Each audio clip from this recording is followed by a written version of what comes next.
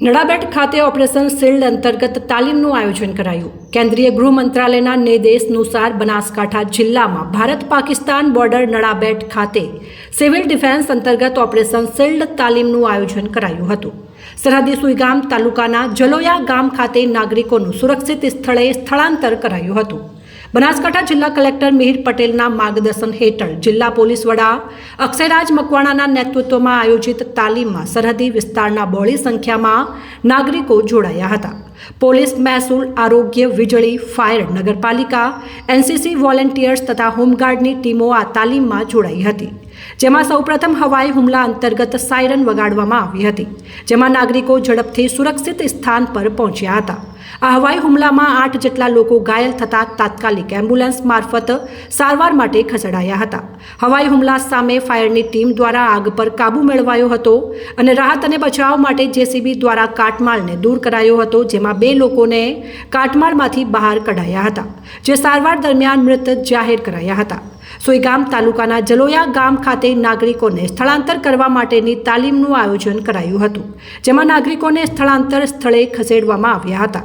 આ civil defence તાલીમ નાગરિકોની સુરક્ષાના ભાગરૂપે કરવામાં આવી છે।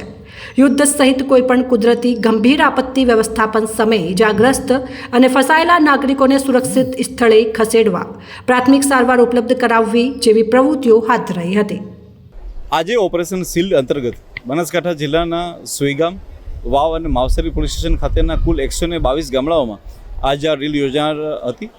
આ જે ડ્રીલ હતી તેનો મુખ્ય ઉદ્દેશ્ય ઓપરેશન શિલ્ડ અંતર્ગત એ હતો કે આપણું જે સિવિલ ડિફેન્સ મિકેનિઝમ છે એની પ્રિપેરનેસ કરવી અને સાથે સાથે જે નેશનલ ડિઝાસ્ટર અને સ્ટેટ ડિઝાસ્ટર મેનેજમેન્ટ ઓથોરિટી જે છે એનું સંકલન કરી અને કોઈપણ આપદાની સમય હોય કે જેની અંદર કોઈપણ કુદરતી આપદા હોય કે કોઈપણ માનવ સર્જિત આપદા હોય કે જે વોર જેવી સિચ્યુએશન, આવા સંજોગોમાં આપણું civil defence mechanism, police, BSF આ બધાને સાથે મળીને સિવિલ ડિફેન્સ મિકેનિઝમ કેવી રીતના વર્ક કરે છે, આપણે નાગરિકોને કેવી રીતના નાગરિકોને ઓછામાં ઓછા સમયમાં ઇવેક્યુએટ કરી શકીએ છીએ।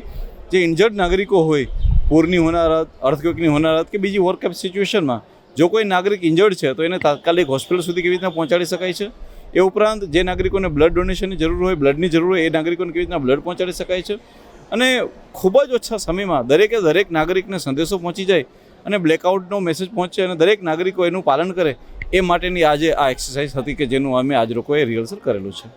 મહત્વના કયા એવી રીતના સ્ટાર્ટ કરી તો નાગરિકોનું ઇવેક્યુએશન, ત્યારબાદ જે છે એ લોકોને શેલ્ટર મળી જાય, ત્યારબાદ જે નાગરિકો ઇન્જર્ડ થયા છે તેને હોસ્પિટલ ખાતે લઈ જવામાં આવે, જો કોઈની ડેથ થઈ છે તો એના પ્રોપર પ્રમાણમાં એનો નિકાલ કરવામાં આવે, જેને બ્લડની જરૂર હોય એનજીઓની સાથે મળીને બ્લડ કરવામાં આવે અને એનાથી પણ આગળ વધીને જે નાગરિકો છે તેને જ વોરિયર બનાવવામાં આવે અને સિવિલ ડિફેન્સમાં એમને સમાવવામાં આવે અને તેમની મદદથી જે છે એ આખો પ્રયાસ કરવામાં આવે કે એ લોકો બીએસએફ પોલીસની સાથે મળીને નાગરિકો વર્ક કરી શકે।